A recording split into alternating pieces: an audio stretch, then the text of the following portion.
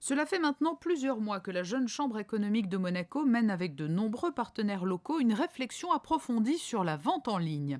Tous sont arrivés à la même conclusion, l'e-commerce doit devenir un des pôles de développement et d'attractivité de la principauté.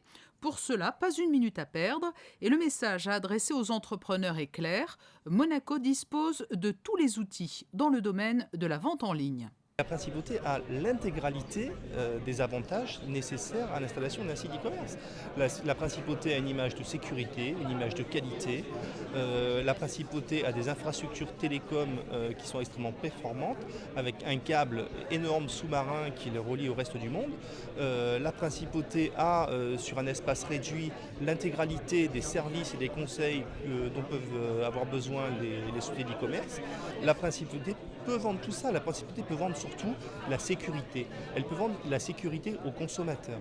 Parce que la peur du consommateur est son principal frein lorsqu'il doit générer un achat en e-commerce. La principauté aujourd'hui peut le rassurer parce que les entreprises qui s'installent ici sont contrôlées.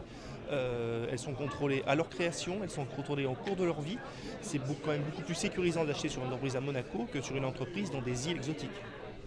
Non seulement Monaco a des atouts indéniables en termes d'image et d'environnement, mais la principauté peut aussi mettre en avant des arguments techniques avec un opérateur, Monaco Télécom, qui a rapidement anticipé la croissance fulgurante de ce secteur d'activité. L'infrastructure est là, elle a été modernisée, elle a été fiabilisée, elle a été augmentée. On continue à avoir de gros projets de déploiement, de nouvelles fibres, de nouvelles interconnexions avec beaucoup d'opérateurs mondiaux qui permettront de mettre Monaco au cœur des échanges télécoms, c'est une des conditions fondamentales.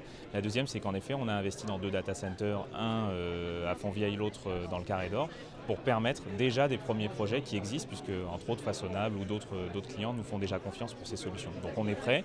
Après, c'est un modèle qui évolue tout le temps, sur lequel on continue à réfléchir, à investir, à se développer, sur lequel on a des plans et des travaux en cours, entre autres avec les autorités, pour être sûr qu'on est capable d'assumer cette vague quand elle arrivera, puisque c'est bien l'ambition qu'on a collectivement.